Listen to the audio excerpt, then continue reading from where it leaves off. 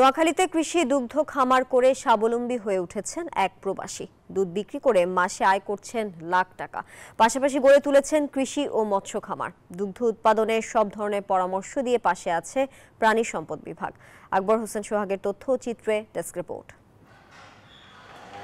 American প্রবাসী ইফতেখারুল আলম অভি গত বছর শখের বসে সদরের ধর্মপুর পূর্ব ষোলকিয়া গ্রামে প্রায় ৩ একর জমিতে গড়ে তোলেন দুগ্ধ খামার। বছর না ঘুরতেই পাল্টে যায় তার ভাগ্যের চাকা। বর্তমানে খামার থেকে প্রতিদিন ৩০০ থেকে ৩৫০ কেজি দুধ পাচ্ছেন তিনি, যা বাজারে বিক্রি করে আয় করছেন লাখ টাকা। পাশাপাশি গড়ে তুলেছেন কৃষি ও মৎস্য খামার। আমাদের মেইন লক্ষ্য ছিল আমরা খাঁটি দুধটা দিব, ভেজালবিহীন দুধটা দিব।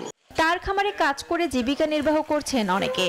কিছু দোকান আছে, হোটেল আছে যারা মিষ্টি উৎপাদনের জন্য আমাদের থেকে দুধ কালেকশন করে। এছাড়া আমরা রিটেলে যে প্যাকেজিং করে ওগুলো আমরা দোকানগুলোতে সাপ্লাই দিই, মানুষের হোম ডেলিভারিতে দিই।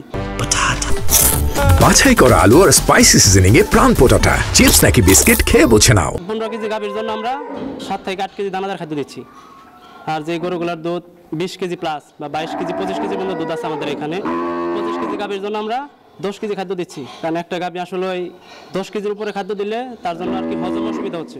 খামারিদের দুগ্ধ উৎপাদনে সার্বক্ষণিক পরামর্শ দিয়ে যাচ্ছে প্রাণী সম্পদ অফিস।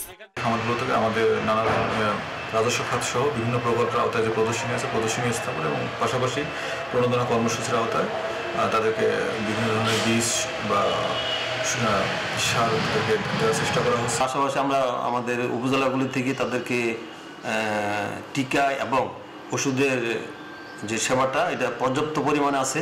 বিশেষ করে বন্যা পরবর্তী মানুষের যে ক্ষতি হয়েছে ওইটা থেকে কাটায় ওঠার জন্য আমরা সবসময় খামারগুলির পাশে আসি। জেলা প্রাণী সম্পদ বিভাগের তথ্য মতে নোয়াখালীতে বেসরকারি উদ্যোগে প্রায় 3000 খামার গড়ে উঠেছে। সরকারি হিসেবে রয়েছে 1349টি খামার।